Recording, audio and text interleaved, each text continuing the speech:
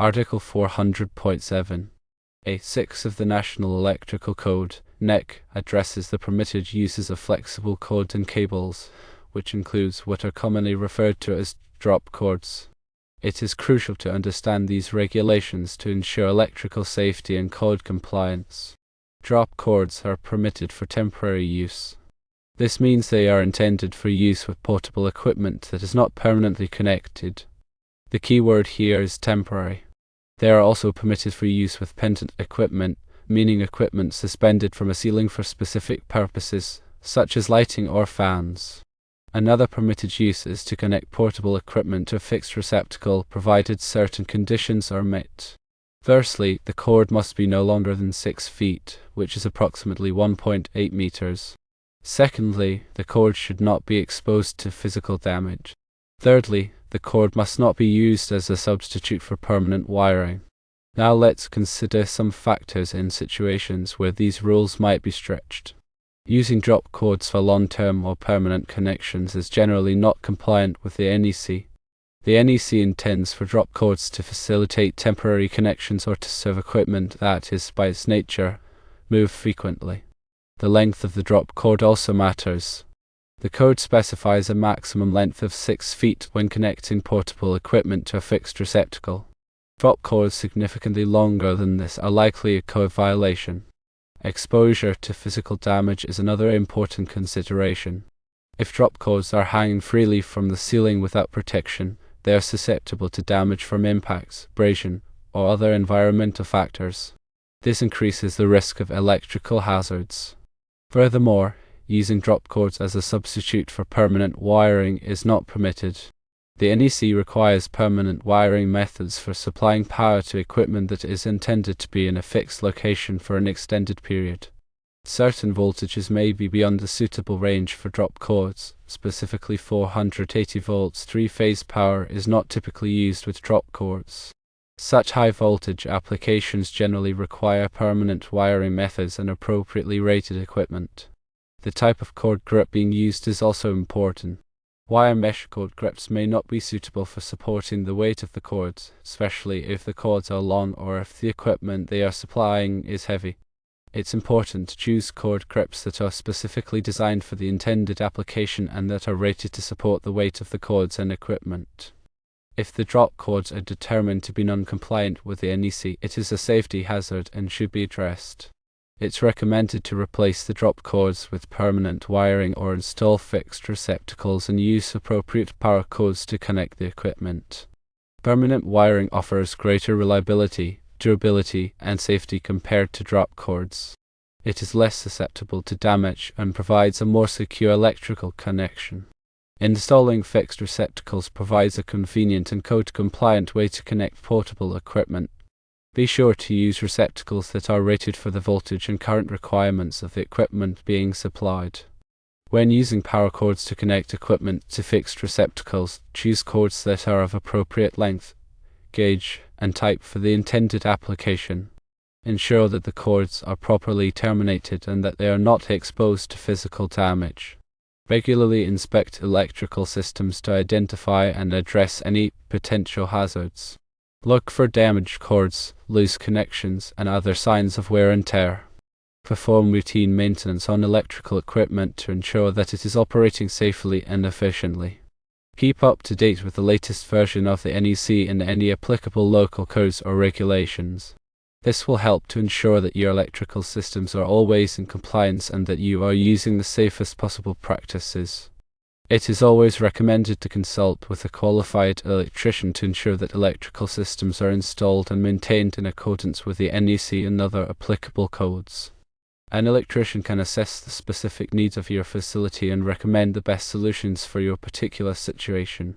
Choosing the right type of cord is important to ensure safety and compliance. The type of cord used for drop cords depends on the specific application and environmental conditions.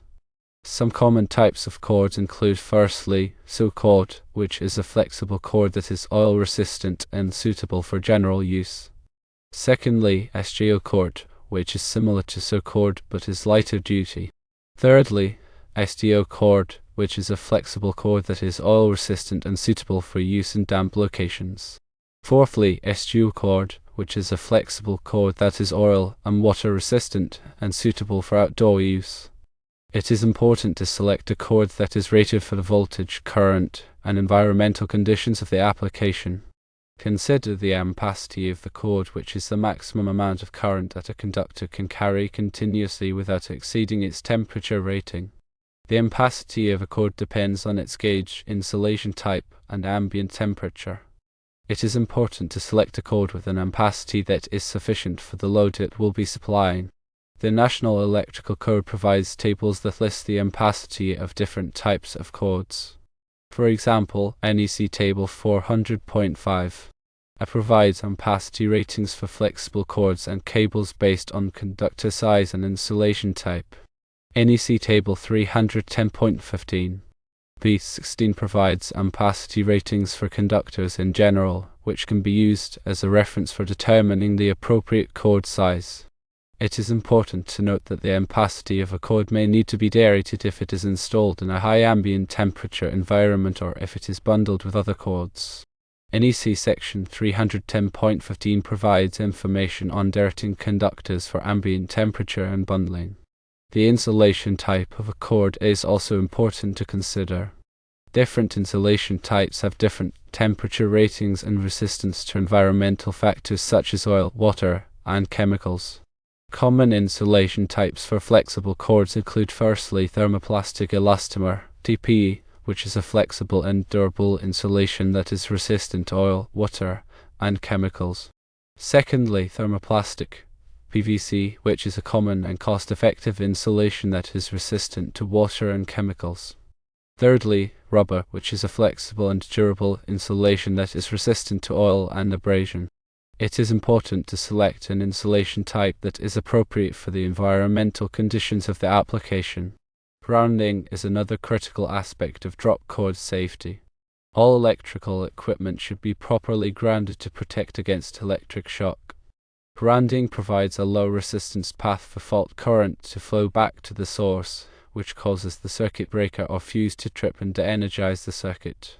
Flexible cords should have a grounding conductor that is connected to the equipment grounding terminal in the receptacle or junction box. The grounding conductor should be the same size as the ungrounded conductors. It is important to ensure that the grounding conductor is properly connected and that the grounding system is effective. Testing the grounding system with a ground fault locator can help to identify any problems with the grounding system. Overcurrent protection is essential for protecting flexible cords and the equipment they supply from overloads and short circuits. Overcurrent protection devices, such as circuit breakers and fuses, are designed to trip or blow when the current exceeds the rated value of the device. The overcurrent protection device should be sized to protect the flexible cord and the equipment it supplies. The National Electrical Code provides guidelines for sizing overcurrent protection devices. For example, NEC Section 240.4 D provides rules for protecting flexible cords and fixture wires. This section states that flexible cords and fixture wires shall be protected by an overcurrent device rated in accordance with their ampacities. Surge protection is also important to consider, especially for sensitive electronic equipment. Surge protection devices, SPDs, are designed to protect against voltage surges and spikes that can damage or destroy electronic equipment. SPD should be installed at the service entrance and at branch circuits that supply sensitive electronic equipment. It is important to select an SPD that is rated for the voltage and current requirements of the application. Regular inspection and maintenance are essential for ensuring the continued safety and reliability of flexible cords. Flexible cords should be inspected regularly for damage, such as cuts, abrasions, and frayed insulation. Damaged cords should be replaced immediately. Connections should be checked regularly to ensure that they are tight and secure. Loose connections can cause overheating and arcing, which can lead to fires. Flexible cords should be protected from physical damage. Avoid running cords across walkways or doorways where they can be stepped on or run over. Use cord protectors to protect cords from damage in high traffic areas. Flexible cords should be stored properly when not in use. Avoid kinking or twisting cords, as this can damage the conductors and insulation. Store cords in a dry, cool place away from direct sunlight and heat. Training and awareness are essential for preventing electrical accidents. Employees should be trained in the proper use of flexible cords and the hazards associated with electricity. Training should include information on how to identify damaged cords, how to make safe connections, and how to respond to electrical emergencies. Warning signs and labels should be used to alert employees to potential electrical hazards. Warning signs should be posted near electrical equipment and in areas where flexible cords are used. Labels should be attached to flexible cords to identify their voltage and ampacity ratings. Electrical safety audits can help to identify and correct potential electrical hazards. An electrical safety audit should be conducted by a qualified electrician or electrical safety professional. The audit should include a review of the electrical system, an inspection of electrical equipment, and an assessment of electrical safety practices. Based on the findings of the audit, a corrective action plan should be developed to address any identified hazards. The use of extension cords should be minimized whenever possible. Extension cords are intended for temporary use only and should not be used as a substitute for permanent wiring. If an extension cord is necessary, it should be of the proper gauge and length for the application. The extension cord should be plugged directly into a receptacle and should not be plugged into another extension cord. Ground fault circuit interrupters, GFCIs, are life-saving devices that protect against electric shock. GFCIs are designed to trip when they detect a ground fall, which is a leakage of current to ground. GFCIs should be installed in wet locations such as bathrooms, kitchens, and outdoor areas. Portable GFCIs can be used to protect against electric shock when using flexible cords in wet locations. Arc fault circuit interrupters, AFCIs, are devices that protect against fires caused by arcing faults. AFCIs are designed to trip when they detect an arcing fault, which is an unintentional electrical discharge between two or more conductors. AFCIs should be installed in branch circuits that supply bedrooms, living rooms, and other areas where people are likely to be sleeping or resting. Specific product standards are available that flexible cords should comply with. Flexible cords should be listed by a recognized testing laboratory, such as Underwriters Laboratories, UL, or Intertek et al. Listing indicates that the cord has been tested and meets the requirements of the applicable product safety standards. Flexible cord should be marked with the manufacturer's name or trademark, the cord type, the gauge of the conductors, the voltage and ampacity ratings, and the listing mark of the testing laboratory. The use of connectors and fittings must follow certain guidelines to ensure safety and code compliance. Connectors and fittings used with flexible cords should be listed for the intended application. Connectors and fittings should be installed in accordance with the manufacturer's instructions. Connectors and fittings should be properly tightened to ensure secure electrical connection. Strain relief should be provided to prevent tension on the conductors. Flexible cords should be protected from abrasion and sharp edges. Bushings or grommets should be used to protect cords from damage when passing through holes in metal enclosures. Liquid-tight connectors should be used in wet locations. Hazardous locations require special consideration for electrical safety.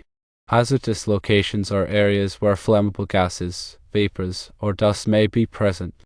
Electrical equipment used in hazardous locations must be explosion-proof or intrinsically safe to prevent ignition of the flammable substances. Flexible cords used in hazardous locations must be approved for use in those locations.